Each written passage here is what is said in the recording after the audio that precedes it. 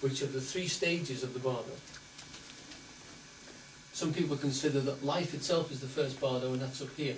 But that's usually it is translated with these three as the formative stages, the intermediary stages of becoming, moving from literally the state of the pure light down into the different stages.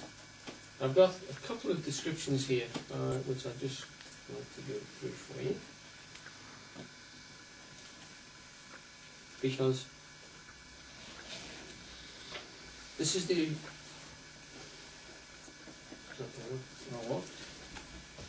this is the one. This version here has been endorsed by the Dalai Lama. It's produced in 2005. So it's one which is. I'm going to read you one of this, and then I'm going to read you the Tim Leary version of exactly the same one.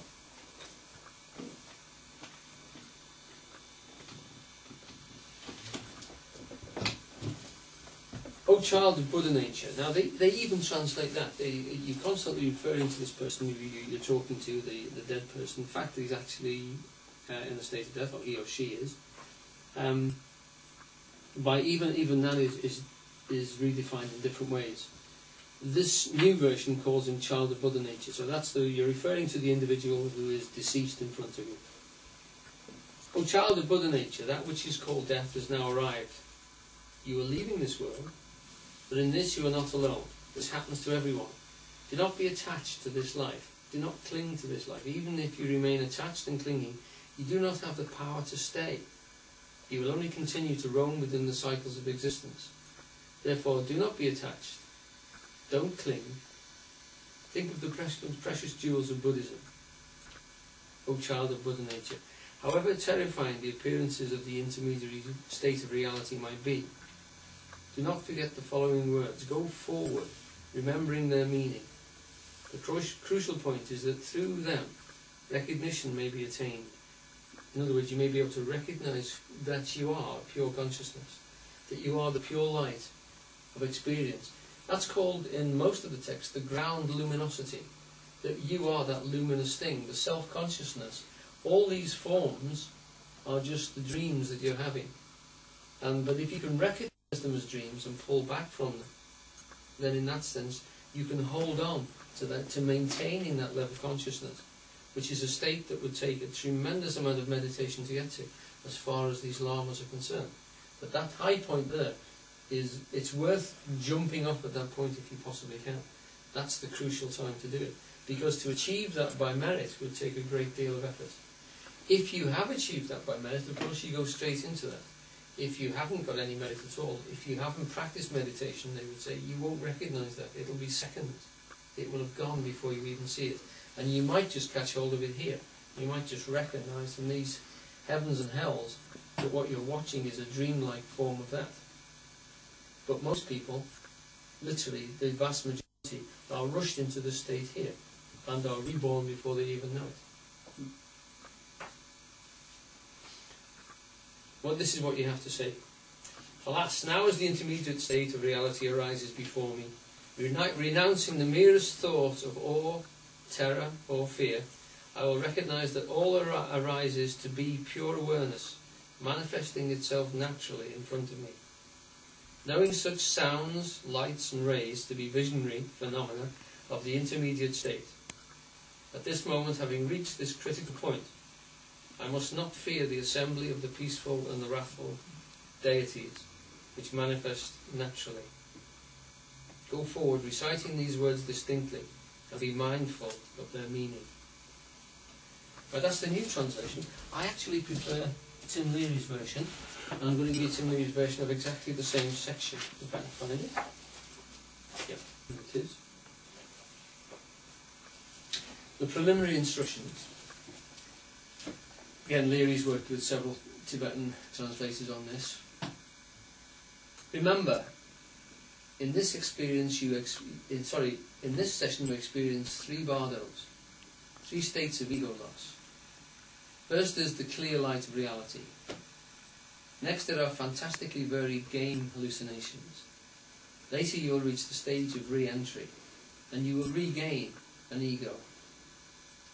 Oh friend, you may experience ego transcendence, departure from your old self. But you're not the only one. It comes to all of us at some time. You are fortunate to have this gratuitously given birth experience. Sorry, given rebirth experience.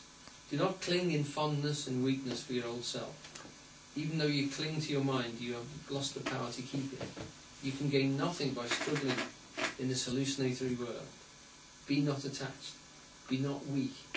Whatever fear or terror may come to you, forget not these words. Take their meaning into your heart and go forward. Herein lies the vital secret of recognition. O friend, remember, when body and mind separate, you experience a glimpse of the pure truth, subtle, sparkling and bright, dazzling and glorious, and radiantly awesome. In appearance like a mirage, moving across a landscape in springtime. One continuous stream of vibrations. Be not daunted, nor terrified, nor awed. This radiance is your own true nature. Recognize it. Okay. I actually like the language of that. It speaks directly to me. It isn't tied particularly to death. It's tied to any sense of loss of ego, anything that shakes you, that loses you. And I mean, I discussed that with Halliday, and he was saying that what he liked about that was because it completely removed it from that state of pure deafness and put it into a situation. It's actually a description of recreating yourself, of almost resurrecting yourself. You can lose an ego in a horrendous situation, in a sense of stress, through anything, any trial or tribulation, and you can come out of it with a higher level. And that's what it's saying.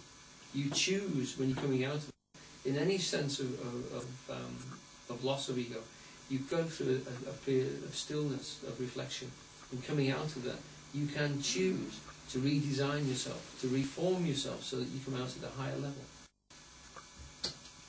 Okay, right.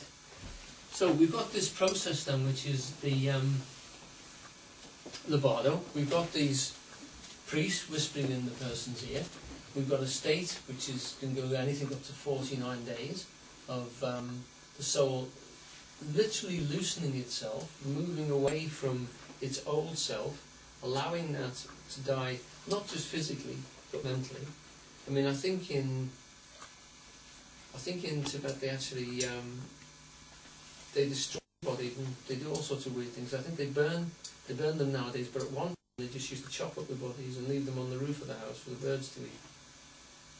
That's what I think he does. The Dalai Lama did to his father, actually. So they have a distinct state of getting rid of the body, but the states of the Bardo carry on after that. So I mean, the soul is disengaged from them as far as they're concerned. Oh, the spirit that we're talking about is disengaged and is then processing. It's going through its processes.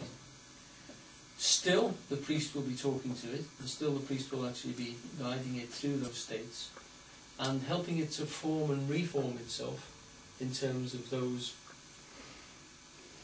choices which it considers that it's able to have.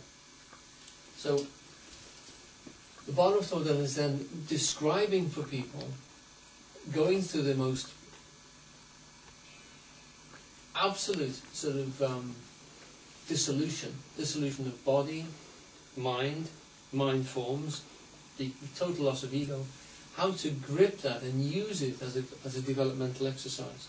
It's describing the state in which you could, if you can get a hold of yourself, if you can concentrate in that moment, grab hold of it and achieve from it a higher level for yourself. Even if not the pure level, which is recognized as you, at least a level in which the involvement with it is distanced, it is somewhat more refined, rather than falling back to the ones which these things will guide us through. And, I mean, in this state here, it describes, I think it describes 6 levels of involvement. This is the one where we get the idea of reincarnation as an animal, because it's considered that the reincarnation states, you're rebirthing, you're choosing, you're being attracted or seduced or drawn in to levels of life which are displayed for you. So the ones that attract you are the ones you go towards.